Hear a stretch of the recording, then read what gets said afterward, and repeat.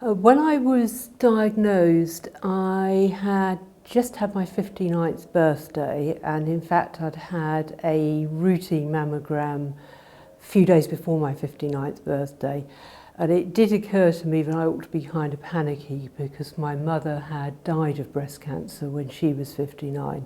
And it was like the world stood still. But in terms of what I actually felt, I think it was almost a blank, because it was just incomprehensible almost.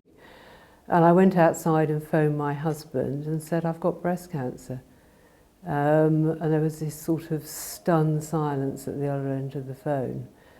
Chemotherapy was without doubt the worst part of it, because I think by the time I went in for chemo, which was a month after surgery, I'd gone from the initial stage of shock at the diagnosis, and as I said earlier on, I was almost in a blank state when I was first diagnosed.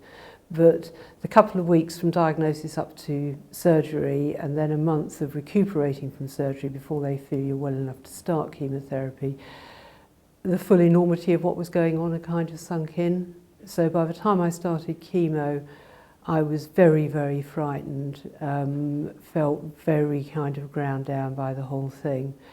So almost at the same time, I also rang up the Haven, and I came in here, I think after my first chemo, probably at my lowest point.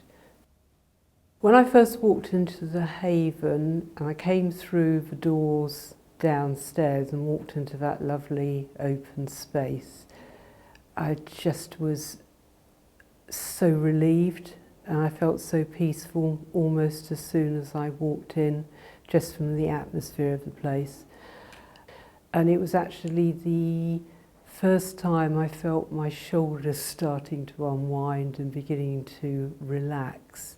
My body felt so bashed from being cut with surgery, being endlessly injected with chemotherapy, being poisoned, being jabbed and weighed and all the rest of it.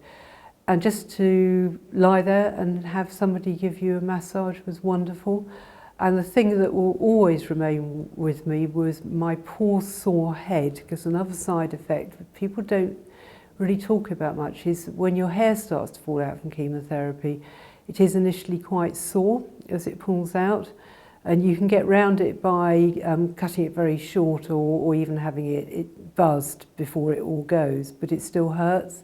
And to have somebody just massage my head with oil was the most wonderful, wonderful, wonderful feeling. I really would say it's just made the whole experience for me so much more tolerable than it would otherwise have been, and I'm so glad I came here.